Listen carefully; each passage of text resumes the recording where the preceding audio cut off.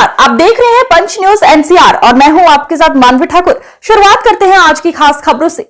नागौर सांसद और राष्ट्रीय लोकतांत्रिक पार्टी के प्रमुख हनुमान बेनीवाल ने एक बार फिर भजनलाल सरकार पर तीखा हमला किया है।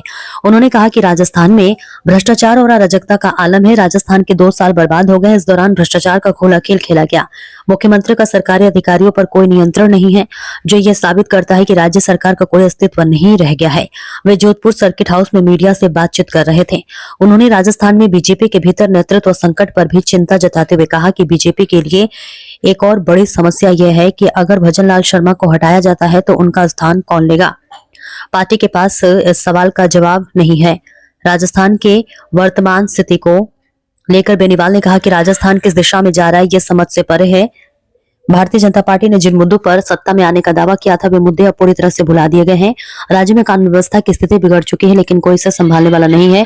वहीं बेरोजगारी और भ्रष्टाचार के मुद्दे पर बेनीवाल ने बीजेपी और कांग्रेस दोनों पर निशाना साधते हुए कहा, बीजेपी ने 2 साल में एक भी भर्ती रद्द नहीं की, जबकि एसआई भर्ती के मुद्दे पर आरएलपी ने लंबी लड़ाई लड़ी और वे भर्ती हाई कोर्ट से रद्द हुई।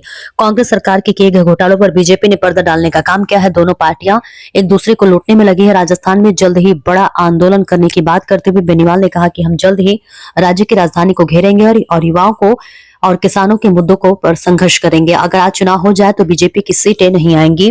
वहीं वंदे मातरम को लेकर चर्चा करते हुए बेनीवाल ने तंज कसा, कहा कि एक तरफ वंदे मातरम की बात हो रही है, कहीं दूसरी तरफ लुथरा ब्रदर्स देश छोड़कर भाग रहे हैं। लोग इंडिगो फ्लाइट नहीं ले पा रहे हैं, जबकि लुथरा ब्रदर्स उसी फ्लाइट से विदेश जा रहे हैं। पेपर लीक मामले में बेनीवाल ने दावा किया कि कई बड़े बीजेपी नेताओं के नाम इस मामले में शामिल है। मैं जल्द ही इनका खुलासा करूंगा, लेकिन अभी कुछ समय लगेगा।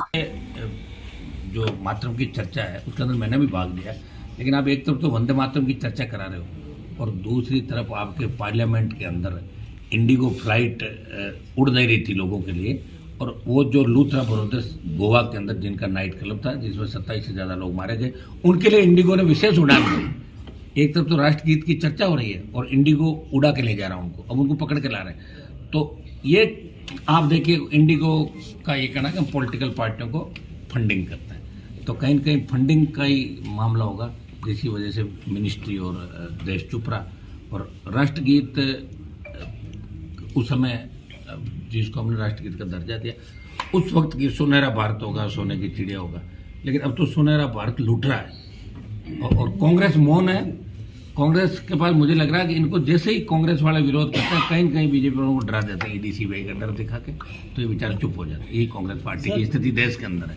मैं तो खड़ा रहता हूँ ना इंडिया अलायंस के अंदर, मुझे पता है उनकी स्थिति क्या है, इसलिए बीजेपी दादागिरी कर रही है। इनको पता है कि मैदान खाली है, जो जैसे करो, कोई बोलने वाला नहीं। सर, राहुल गांधी की रैली है कल 14 तारीख को, पूरे देश क्या होता है उनसे, वो करे वोट सीरियस नहीं रहा उनको भाई देश में। मैं कह रहा हूँ राहुल गांधी के आसपास की जो टीम है उसको ठीक करना होगा। राहुल गांधी को ऐसे नौसिखे लोग चला रहे हैं, उससे कोई फायदा नहीं कि कितना ही घूम ले, कितनी यात्राएं कर ले। बिहार में देखा क्या स्थिति कांग्रेस की, 4-5 सीट पे आ गई, ये स्थिति आगे होने वाली है। बंगाल में 0 पे है। यूँ रैली करने से, घूमने से विपक्ष के नाम से नहीं होगा। राहुल गांधी खुद प्रयास करना चाहते हैं, उनको तो स्पीच नहीं देने दिया जा रहा अंदर। बताओ क्या रैली करके क्या कर लेंगे, बताओ। वो सिर्फ मुझे लग रहा है कि कांग्रेस के नेताओं के स्टेटमेंट ही बीजेपी तय करती, तुम क्या बोलो जिसे हमें फायदा। मुझे ऐसा लग रहा है देश के अंदर ये आभास हो रहा है इनके स्पीच और इनके उससे। मैं इंडिया अलायंस का हिस्सा हूँ, दुर्भाग्य से इंडिया अलायंस की मीटिंग भी समय समय पर नहीं होती, पार्लियामेंट के चलते हुए भी। सर, एक पश्चिम बंगाल का चुनाव होने जा रहा है, जब बता खराब मूंग की आड़ में, खराब मूंगफली की आड़ के अंदर इन्होंने 30% खरीद भी नहीं की जितनी पैदावार हुई। इससे हम अंदाज लगा सकते, तो किसानों की कोई सुनने वाला नहीं। और किसान नेता जो किसान राजनीति का चोड़ा पहन के कांग्रेस बीजेपी के अंदर बैठा, वो सिर्फ चुनाव के वक्त ही नजर आएंगे, उनको समाज चुनाव के वक्त ही नजर आएगा। दुर्भाग्य इस बात का है कि किसान इस बात को कब समझेगा कि हमारा असली लड़ाई लड़ने वाला कौन है, हमारे हक और अधिकार के लिए कौन लड़ रहा है। कई लोग फोटो छपाने के लिए आ जाते हैं, कई लोग मंच पे भाषण देने के लिए आ जाते हैं, लेकिन किसान की पीड़ा और तकलीफ दूर करने का प्रयास इस सरकार में कोई नहीं करा। और राजस्थान में विपक्ष अगर कहीं नजर आएगा तो राष्ट्रीय लोकतांत्रिक पार्टी राजस्थान में विपक्षी भूमिका निभा रही है, सड़क से लेके दिल्ली के सदन तक।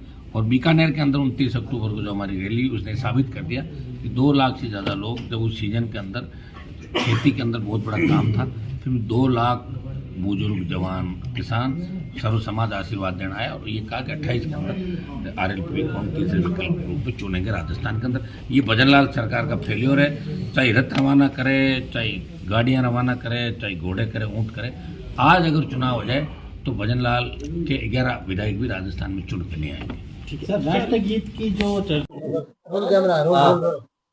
आज जोधपुर खास कोई दौरा?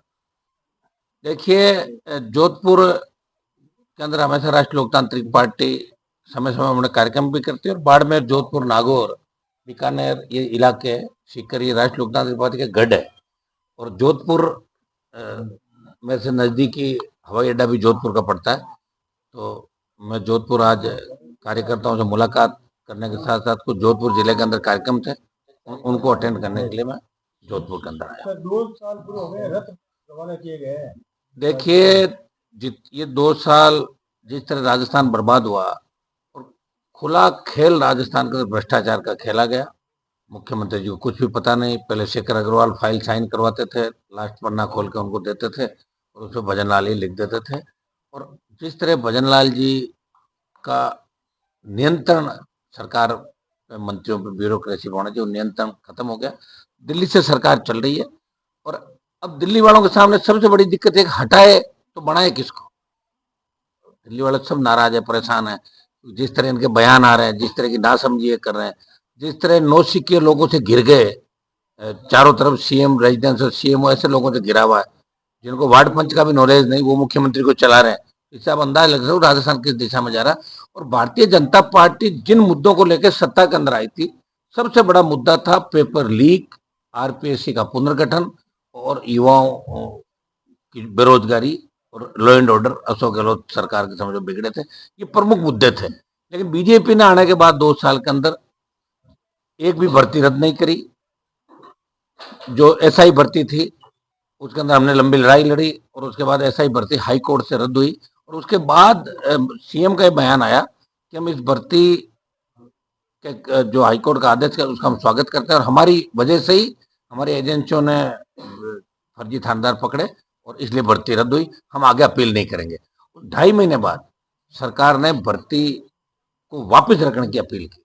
किस तरह सरकार की कथनी और करने के अंदर अंतर है और किस तरह बड़े बड़े लोग आरपीएससी के मेंबर्स पकड़े गए, नेताओं के नाम आए, किस तरह अधिकारी, पुलिस अधिकारियों के बच्चे, पुलिस अधिकारियों के परिवार के लोग, बड़े अधिकारियों के बच्चे, मंत्रियों की महिला मित्र, जिस तरह नाम आए, सीएमओ के जिस तरह नाम आए, तो सीधा सीधा सा ये मैसेज जाता है कि कांग्रेस सरकार के अंदर जो घपला घोटाला हुआ, भारतीय जनता पार्टी ने उसे पर्दा डाला। और जिन मुद्दों को लेकर, युवाओं के मुद्दों को लेकर, युवाओं को बरगला के बीजेपी सत्ता के अंदर आई।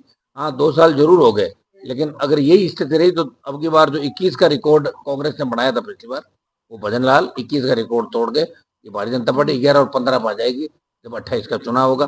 2 साल के अंदर कोई नया काम नहीं हुआ, भ्रष्टाचार के नए रिकॉर्ड बने और किसानों पे लाठी चली, गोली चली, आदिवासियों पे लाठी चली, डूंगरपुर बांसवाड़ा के अंदर गोलियां चली। इनके अधिकारी आदिवासियों को और किसानों को, पुलिस अधिकारी गालियां देते, उनके वीडियो वायरल हुए। इनके नेताओं की जो स्थिति बन रही है, जिस तरह भ्रष्टाचार के अंदर, चाहे कन्हैयालाल आपके पीएचडी मंत्री का नाम हो, चाहे के का नाम हो, जिस तरह जोगाराम का जिस तरह जमीन के अंदर नाम आया कि 70 बीघा डोली की लैंड को, इस तरह पुराने कांग्रेस के मंत्री जिसमें हरीश चौधरी, जोगाराम के नाम आ रहे, किस तरह उन्होंने खातेदारी करके और एक गरीब परिवार को कम से कम 500,000 करोड़ की जमीन बता रहे, उसको बिकवाने का काम कर रहे। तो ये मिलाजुली का खेल है।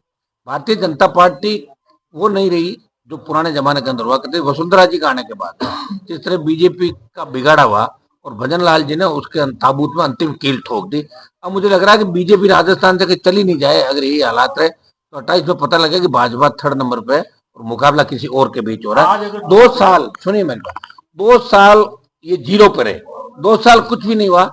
और अगर कोई छोटी मोटी भर्ती हो भी गई तो भी लोग अभी भी उसको संदेह में देख रहे हैं, गलत हुई सही हुई, क्योंकि इनके तमाम मंत्री कांग्रेस को फॉलो कर रहे हैं और कांग्रेस के नेता बार बार ये कह, पकड़ो मगरमच्छों को, हिम्मत करो, पकड़ो बड़े मगरमच्छ। कहाँ है बड़े मगरमच्छ, बताएं मुझे। और जिस तरह एथेनॉल फैक्ट्री की आड़ के अंदर किसानों पर लाठियां चली, गोली चली, ये कांग्रेस ने तो एमओयू किया इस फैक्ट्री की जमीन और एनओसी देने का, और ये फैक्ट्री एथेनॉल की भारतीय जनता पार्टी के नेताओं की।